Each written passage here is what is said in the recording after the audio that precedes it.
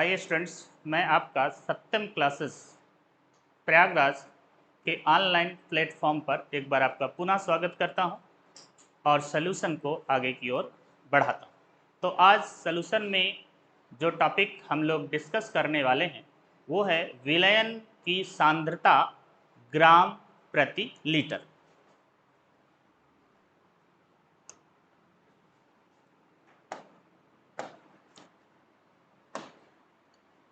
विलयन की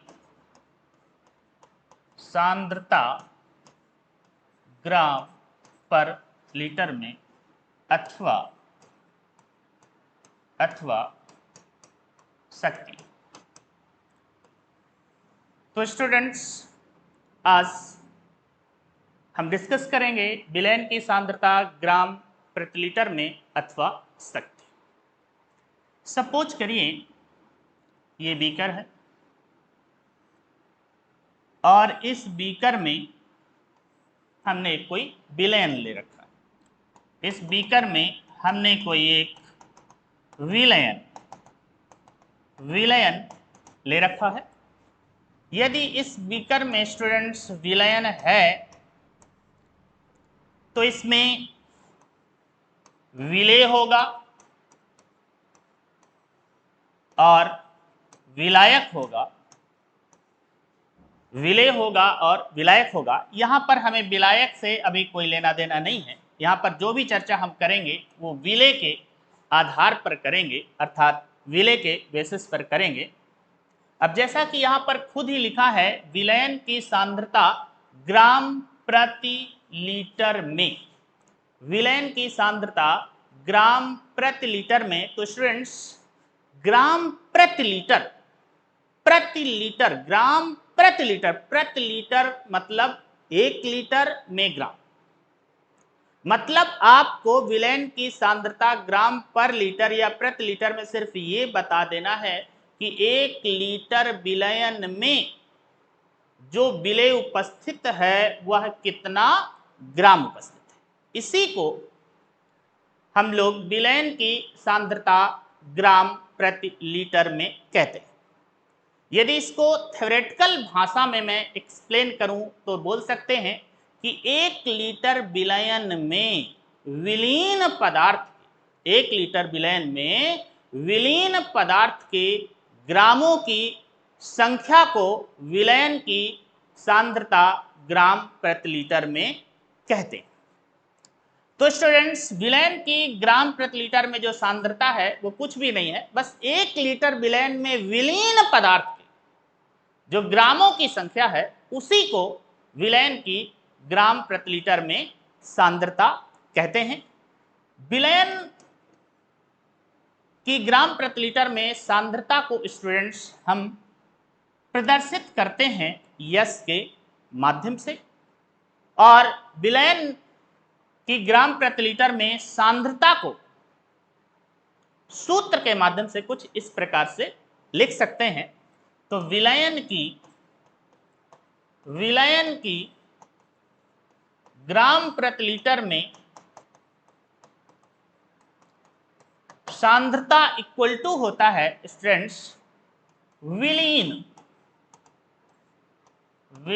पदार्थ के ग्रामों की संख्या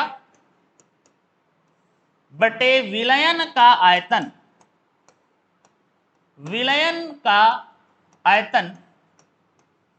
लीटर।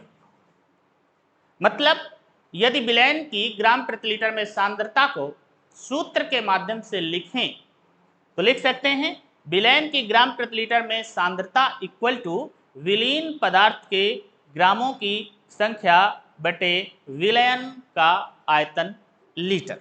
ये होता है इसका फार्मूला। अब स्टूडेंट्स, यदि इस पर आधारित कुछ न्यूमेरिकल दिए जाएं और उनको सॉल्व करना हो या उनमें सांद्रता पूछता हो तो सबसे बड़ा सवाल बनता है कि सवालों के माध्यम से, न्यूमेरिकल्स के माध्यम से हम विलयन की ग्राम प्रति लीटर में सांद्रता को कैसे ज्ञात करें। तो स्टूडेंट सपोज करिए मैं एक सवाल लिखता हूं, 10 ग्राम Na2CO3, 10 ग्राम Na2CO3 को जल में घोलकर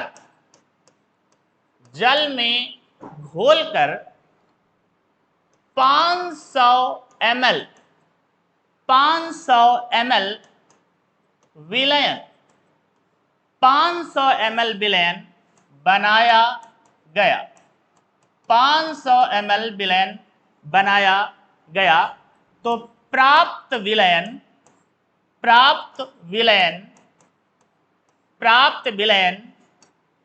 की ग्राम प्रति लीटर में, प्राप्त विलयन की ग्राम प्रति लीटर में सांद्रता ज्ञात कीजिए। अब स्टूडेंट्स ये आपके सामने सवाल है और कह रहा है कि 10 ग्राम सोडियम कार्बोनेट को जल में घोलकर यदि 500 ml विलयन बनाया गया हो तो प्राप्त विलयन की ग्राम प्रति लीटर में सांद्रता ज्ञात कीजिए। प्राप्त विलयन की ग्राम प्रति लीटर में सांद्रता ज्ञात कीजिए। तो स्टूडेंट्स आपको कुछ करना नहीं है, आप तुरंत क्या लगाएंगे, फार्मूला लगाएंगे। तो विलयन की ग्राम प्रति लीटर में सांद्रता इक्वल टू अभी मैंने बताया है विलीन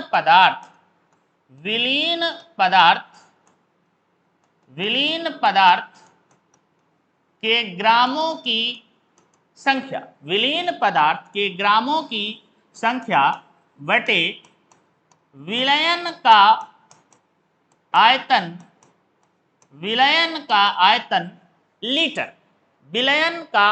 लीटर में। तो स्टूडेंट्स आपको साफ साफ दिखाई दे रहा है, कह रहा है 10 ग्राम Na2CO3 को जल में घोलकर, मतलब जो घुला है वो कौन घुला है, 10 ग्राम Na2CO3 घुला है, और जो घुला है उसी को कहते हैं विलेय, यानी कि विलेय, और विलेय को ही दूसरे नाम से कहते हैं विलीन। यानी कि विलीन पदार्थ के जो ग्रामों की संख्या है स्टूडेंट्स वो कितनी है, 10 ग्राम है, बटे क्या है, विलयन का आयतन लीटर में। तो विलयन का आयतन है वो कितना दिया गया है, 500 ml। कितना दिया गया स्टूडेंट, 500 ml दिया गया है, लेकिन हमें चाहिए लीटर में। तो यदि कोई आयतन ml में दिया होता है और उसे हमें लीटर में कन्वर्ट करना होता है तो हम उस पर 1000 से भाग लगा देते हैं। तो 500 बटे 1000, आगे इसको कैलकुलेट करेंगे स्टूडेंट्स तो ये ऊपर चला जाएगा। तो 10 गुणे 1000 बटे 500, 500 दूना 1000, 10 दूना 20 ग्राम पर लीटर। मतलब जो सांद्रता आएगी वो 20 ग्राम पर लीटर, 20 ग्राम प्रति लीटर होगी।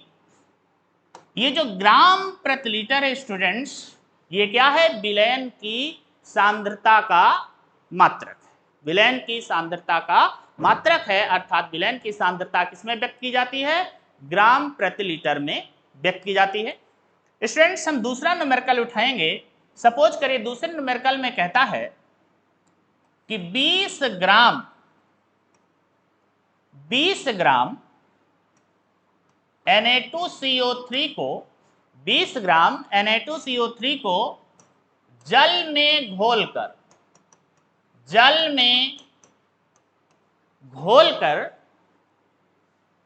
1000 ml विलयन बनाया गया, 1000 ml विलयन बनाया गया, 1000 ml विलयन बनाया गया। तो विलयन की ग्राम प्रति लीटर में सांद्रता ज्ञात कीजिए, सांद्रता ज्ञात कीजिए। तो स्टूडेंट्स, जैसा कि आप जानते हैं कि विलयन की सांद्रता ग्राम प्रति लीटर में इक्वल टू होता है विलीन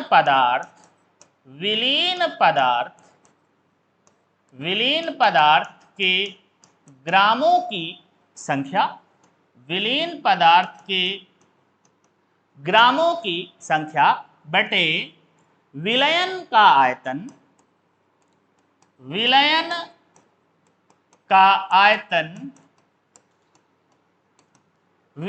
का आयतन लीटर में।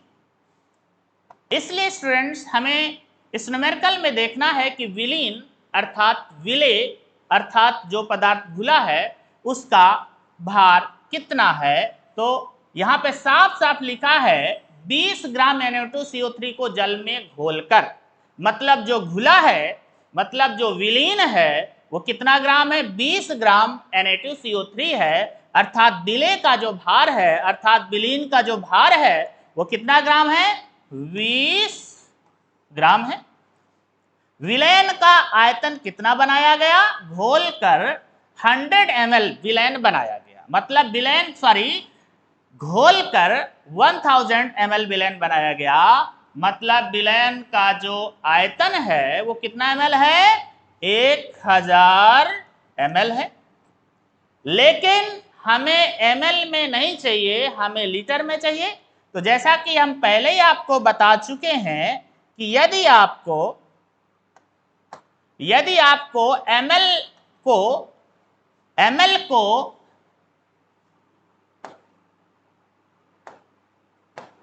ml को आपको लीटर में कन्वर्ट करना है, ml को लीटर में कन्वर्ट करना है तो कितने से भाग देते हैं, 1000 से। 1000 बटे 1000 हो जाएगा। इसको कैलकुलेट करेंगे तो 20 गुणे 1000 बटे 1000, 1000 से 1000 कैंसिल हो जाएगा, पुनः सांद्रता आ जाएगी 20 ग्राम प्रति लीटर। इसी प्रकार स्टूडेंट्स, यदि हम और भी सवाल लगाएं सांद्रता पर, तो अगला सवाल हम लिखेंगे। अगले सवाल में 4 ग्राम NaOH को जल में 4 ग्राम NaOH को जल में घोलकर 4 ग्राम NaOH को जल में घोलकर विलयन का आयतन 400 ml, विलयन का आयतन 400 ml बनाया गया, विलयन का आयतन 400 ml बनाया गया। विलयन की ग्राम प्रति लीटर में सांद्रता ज्ञात कीजिए, सांद्रता ज्ञात कीजिए। तो स्टूडेंट, फिर से जो हमारा फार्मूला होगा वो विलयन की सांद्रता ग्राम प्रति लीटर में इक्वल टू क्या होगा, विलीन पदार्थ के ग्रामों की संख्या, विलीन पदार्थ के ग्रामों की संख्या क्या होगा, विलीन पदार्थ के ग्रामों की संख्या बटे विलयन का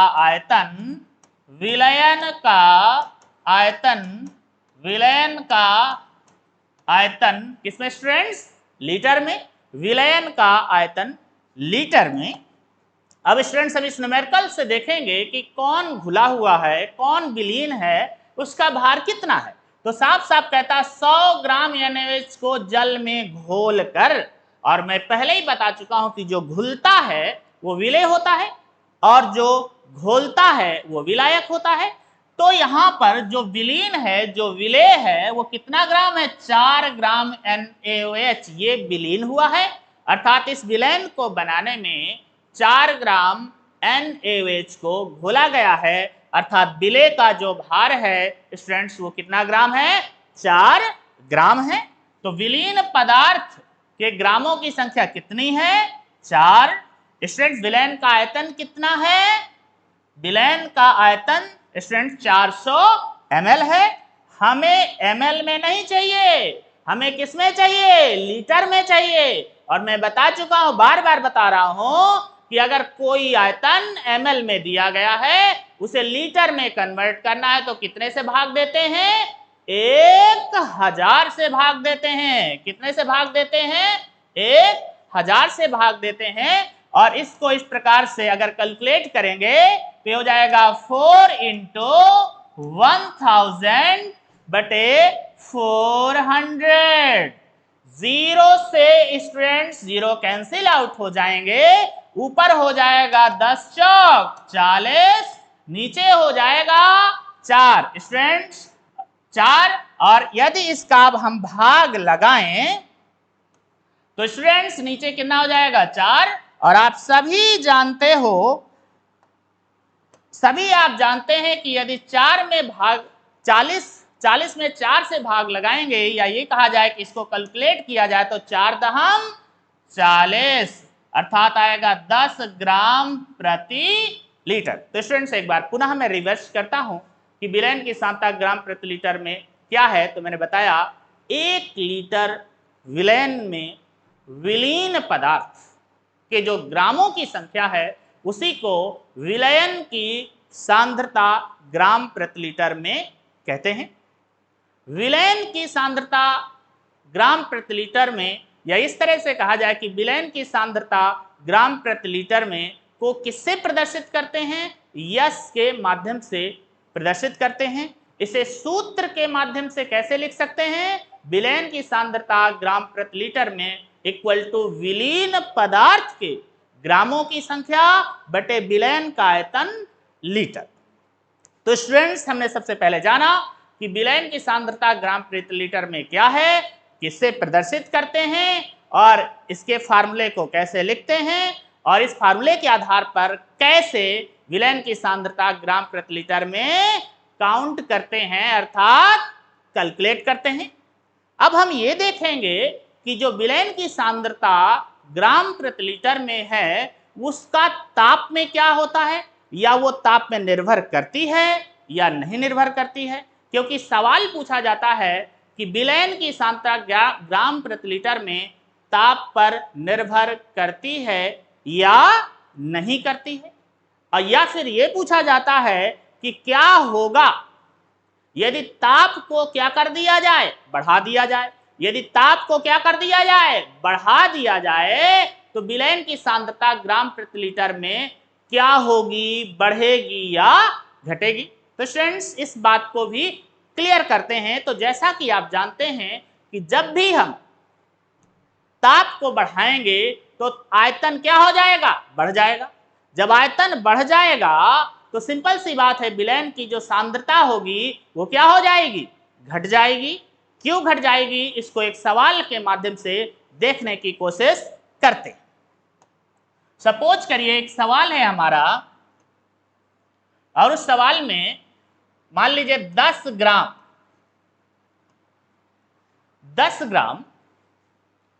Na2CO3 को जल में घोलकर 500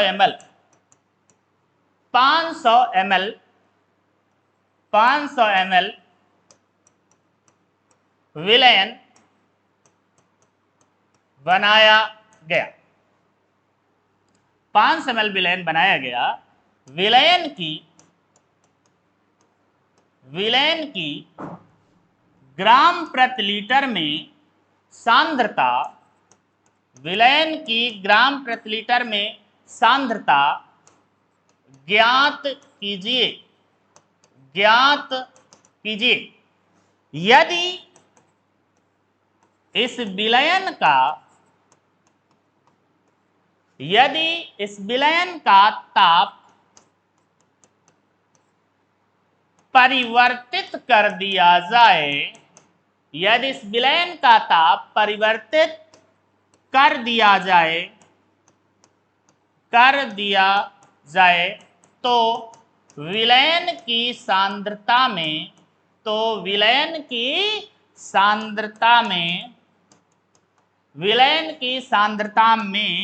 क्या परिवर्तन होगा? विलयन की सांद्रता में क्या परिवर्तन होगा? आइए स्टूडेंट्स इस सवाल को सॉल्व करते हैं। सपोज करिए स्टूडेंट्स, ये बीकर है और इस बीकर में 10 ग्राम Na2CO3, इस बीकर में 10 ग्राम Na2CO3 को जल में घोलकर 500 ml विलयन बनाया गया। इसका तात्पर्य क्या हुआ कि विलेय का जो भार है या इस तरह कहे कि जो विलेय का भार है वो कितना ग्राम है? 10 ग्राम है। विलयन का जो आयतन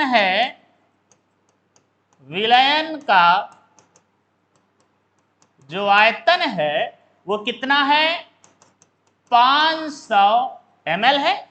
विलयन का आयतन कितना ml है? 500 ml है। कहता है विलयन की सांद्रता ग्राम प्रति लीटर में ज्ञात करें। सपोज करिए स्टूडेंट्स, इस विलयन को मैंने जो बनाया वो कितने डिग्री सेल्सियस पर बनाया? 25 डिग्री सेल्सियस पर बनाया। ये इस तरह से कहा जाए कि ये जो न्यूमेरिकल है वो कितने डिग्री सेल्सियस पर है? 25 डिग्री सेल्सियस पर है। तो अब यदि हम ज्ञात करें विलयन की सांद्रता ग्राम प्रति लीटर में, तो विलयन की सांद्रता ग्राम प्रति लीटर में इक्वल टू क्या होता है? विलीन पदार्थ के ग्रामों की संख्या, विलीन पदार्थ के ग्रामों की संख्या बटे विलयन का आयतन लीटर में। विलयन का आयतन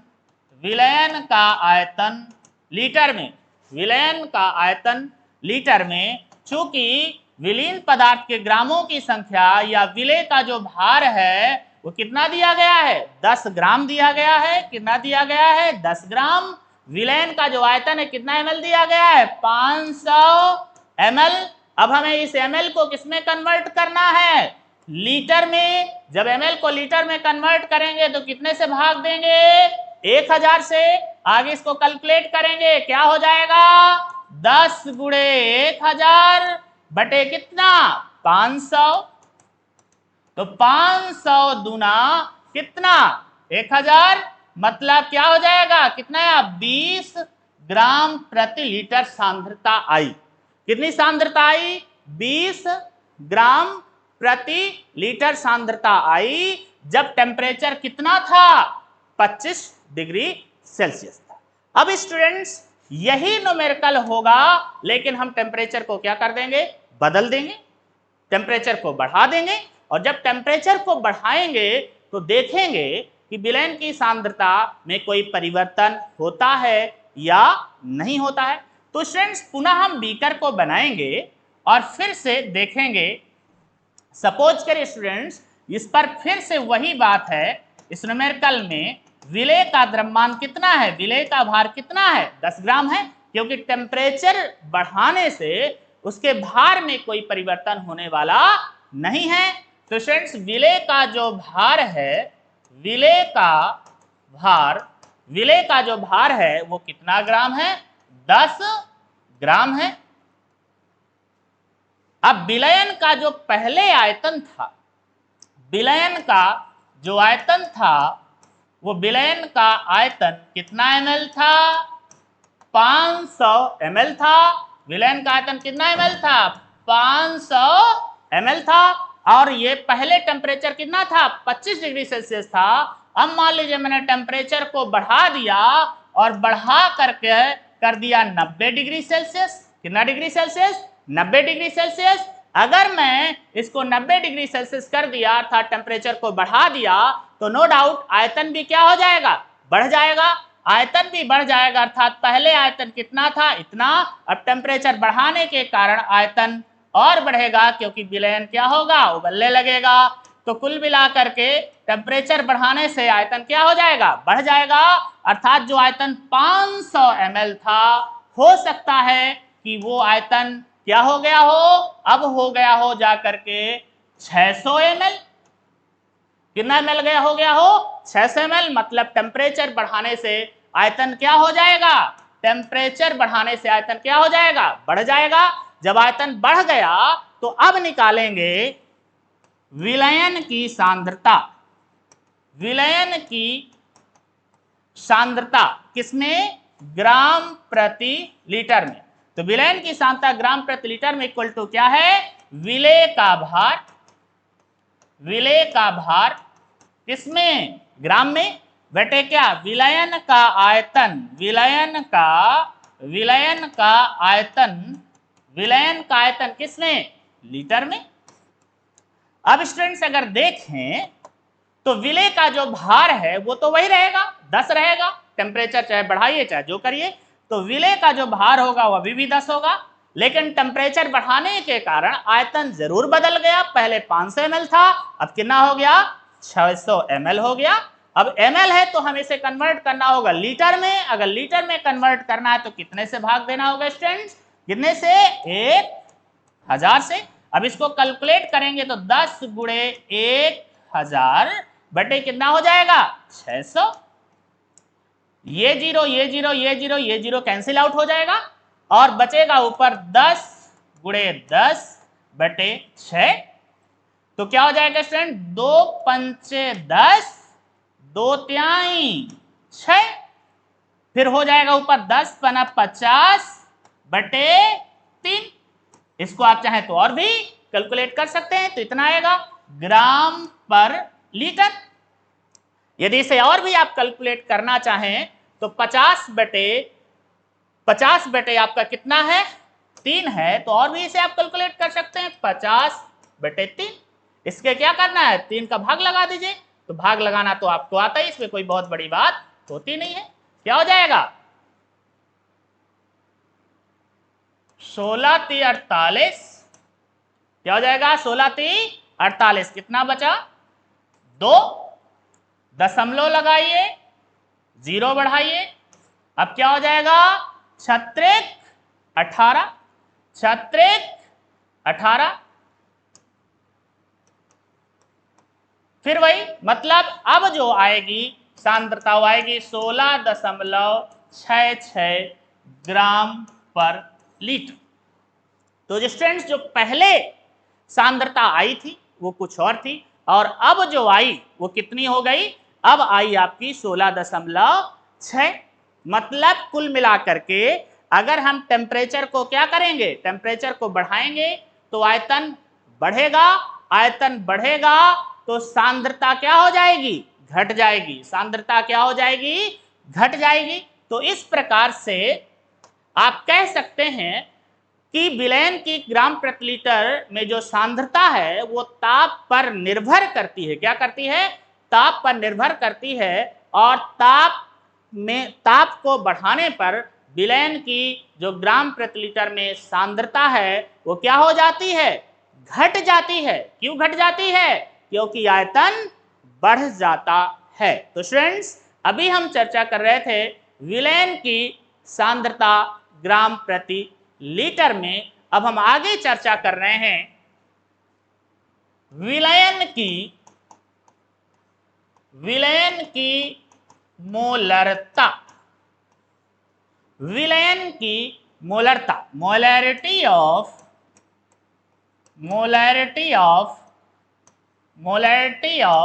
सॉल्यूशन।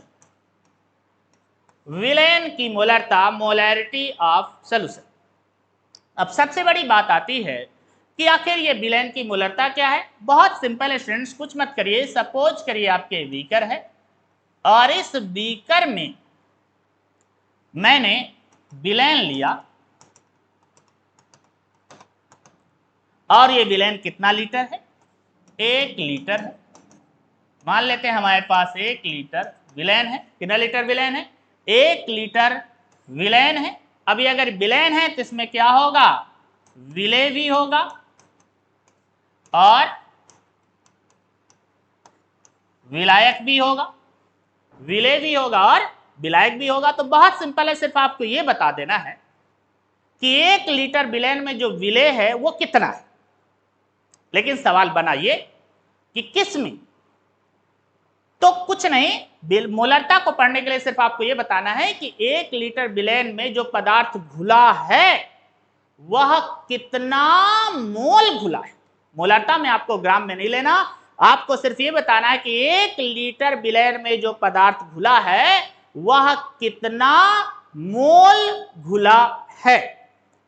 अर्थात अगर हम मोलरता को थ्योरेटिकल लैंग्वेज में परिभाषित करने की कोशिश करें तो हम कह सकते हैं कि 1 लीटर विलयन में, 1 लीटर विलयन में विलीन पदार्थ, 1 लीटर विलयन में विलीन पदार्थ के मोलों की संख्या को, 1 लीटर विलयन में विलीन पदार्थ के मोलों की संख्या को विलयन की मोलरता कहते हैं। क्या कहते हैं स्टूडेंट्स, विलयन की मोलरता कहते हैं। स्टूडेंट्स, विलयन की मोलरता को कैपिटल एम के माध्यम से प्रदर्शित किया जाता है। विलयन की मोलरता को कैपिटल एम के माध्यम से प्रदर्शित किया जाता है। स्टूडेंट्स, विलयन की मोलरता को मोल प्रति लीटर, मोल प्रति लीटर या सिर्फ एम के माध्यम से भी व्यक्त किया जाता है। स्टूडेंट्स, विलयन की मोलरता को सूत्र के माध्यम से कुछ इस प्रकार से लिख सकते हैं। अर्थात मोलरता इक्वल टू होता है विलीन, विलीन पदार्थ, विलीन पदार्थ के मोलों की संख्या, विलीन पदार्थ के मोलों की संख्या वटे विलयन का, विलयन का, विलयन का आयतन लीटर में, विलयन का आयतन लीटर। अब स्टूडेंट्स, हो सकता है कि सवाल में मोल की जानकारी ना दी गई हो, कुछ और दिया गया हो। तो अगर मोल नहीं दिए गए, कुछ और दिया गया है, तो पहले आप क्या करेंगे, विलीन पदार्थ के मोलों की संख्या को ओपन करेंगे और विलीन पदार्थ, विलीन पदार्थ के मोलों की संख्या इक्वल टू होता है विलीन पदार्थ, विलीन पदार्थ के मोलों, के मोलों की संख्या, विलीन पदार्थ के मोलों की संख्या इक्वल टू होता है विलीन पदार्थ का भार, विलीन पदार्थ का भार, विलीन पदार्थ का भार वटे विलयन का आयतन, विलीन पदार्थ का भार बटे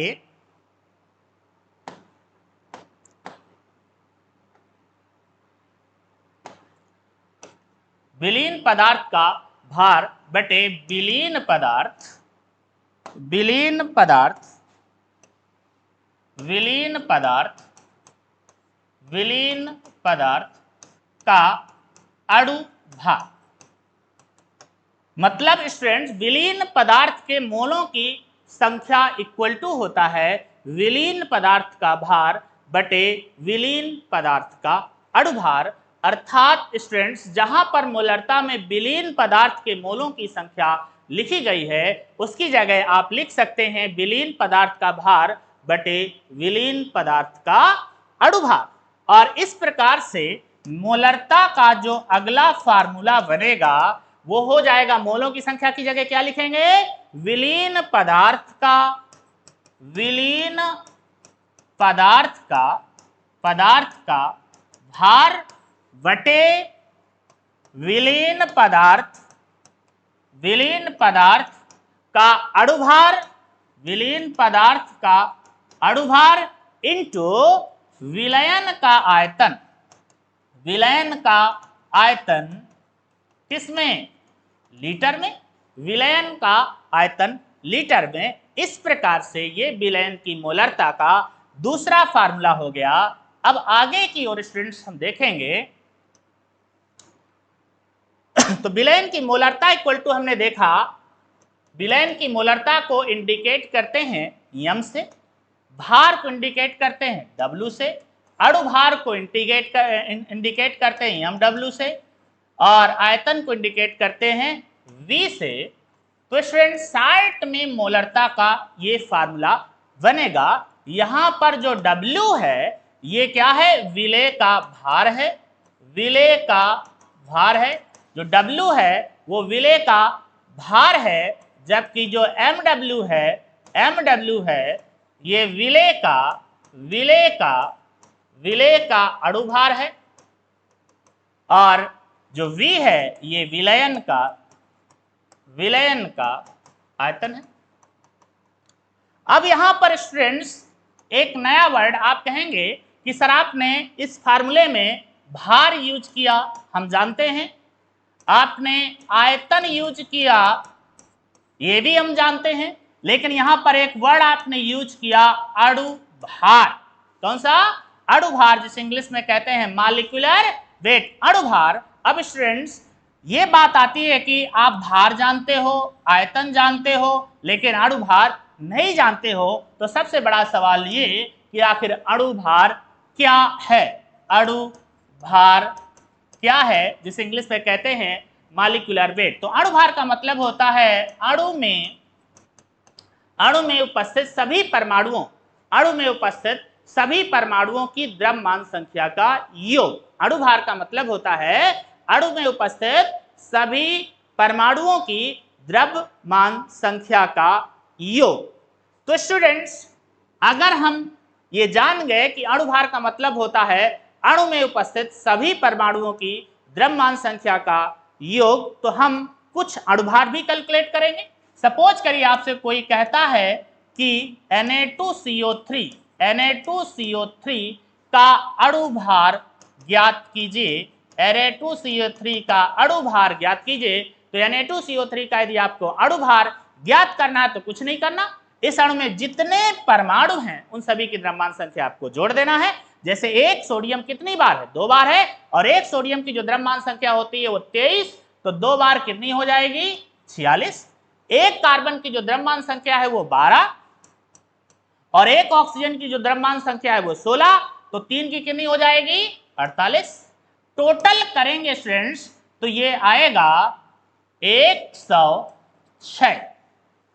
मतलब Na2CO3 का जो अणुभार होगा वो कितना होगा? 106 होगा। इसी प्रकार यदि आपसे कोई कहता है कि NaOH का अणुभार ज्ञात करें, तो NaOH का अणुभार का मतलब क्या होगा? NaOH में उपस्थित सभी परमाणुओं की द्रव्यमान संख्या का योग। और NaOH में एक परमाणु Na, एक परमाणु O और एक परमाणु H है, और यानी कि द्रव्यमान संख्या 23, ऑक्सीजन की 16 और हाइड्रोजन की 1। इस प्रकार से टोटल मिला करके इसका जो अणुभार आएगा वो आएगा 40।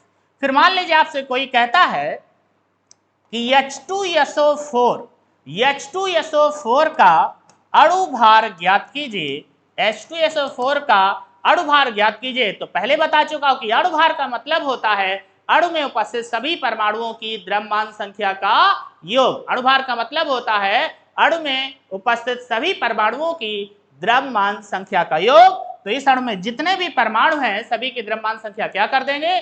जोड़ देंगे। एक हाइड्रोजन की द्रव्यमान संख्या होती है 1, तो 2 हाइड्रोजन की हो जाएगी 2। एक सल्फर की कितनी होती है? 32। एक ऑक्सीजन की होती है 16, तो 4 की कितनी हो जाएगी? 64। टोटल करेंगे तो ये आएगा 98। टोटल करेंगे स्टूडेंट्स तो ये आएगा आपका 98। मतलब H2SO4 का जो अणुभार आएगा वो कितना आएगा? 98 आएगा, अर्थात 98 आएगा। तो स्टूडेंट्स फिर से एक बार रिवर्स करता हूं कि अणुभार क्या है। तो अणुभार कोई बहुत बड़ी बात नहीं है। अणुभार का मतलब है अणु में उपस्थित सभी परमाणुओं की द्रव्यमान संख्या का योग। अणुभार का मतलब है अणु में उपस्थित सभी परमाणुओं की द्रव्यमान संख्या का योग। अब स्टूडेंट मोलरता पर आधारित हम एक सवाल पर चर्चा करेंगे। सपोज करिए न्यूमेरिकल में कहता है कि 40 ग्राम NaOH, न्यूमेरिकल में कहता है स्टूडेंट्स कि 40 ग्राम NaOH को जल में घोलकर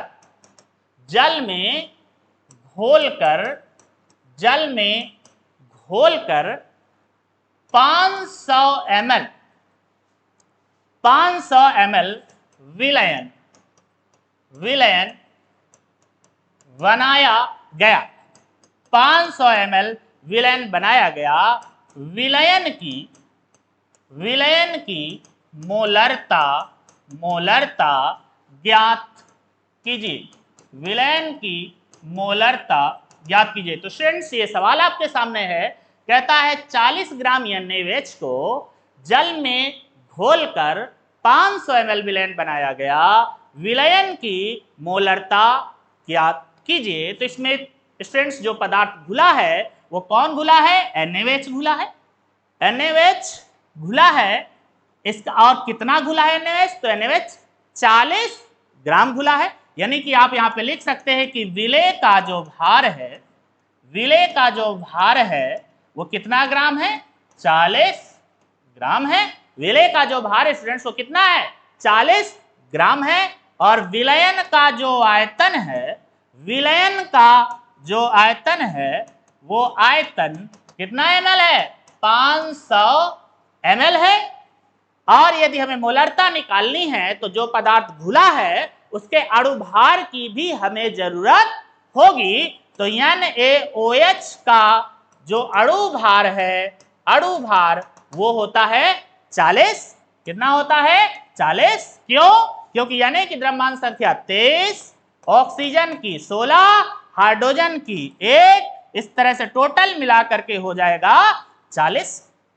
अब निकालेंगे स्टूडेंट्स हम लोग विलयन की मोलरता। तो मोलरता इक्वल टू अभी मैंने आपको शार्ट में बोला था M equal to W by MW into V। तो W यानी कि विलय का भार जो कि कितना ग्राम है? 40 ग्राम। कितना ग्राम है? 40। MW यानी कि अणुभार जो कि कितना है? वो भी 40 है। और विलयन का आयतन कितना ml है? 500 ml है। लेकिन स्टूडेंट्स हमें ml में नहीं चाहिए, हमें किस में चाहिए? लीटर में चाहिए। यदि हमें लीटर में चाहिए तो हम ml को लीटर में कन्वर्ट करने के लिए कितने से भाग देते हैं? 1000 से। और इस तरह से ये पूरा डाटा हो जाएगा 40 गुणे 1000 बटे 40 गुणे 500। 40 से 40 कैंसिल हो जाएगा। 500 से 500 दूनी कितना हो जाएगा? 1000। इसलिए 2 मोल प्रति लीटर दोस्तों विलयन की मोलरता आएगी। 2 मोल प्रति लीटर विलयन की मोलरता आएगी। थैंक यू दोस्तों। अगर ये वीडियो आपको अच्छा लगा हो तो लाइक करें, सब्सक्राइब करें। Thank you.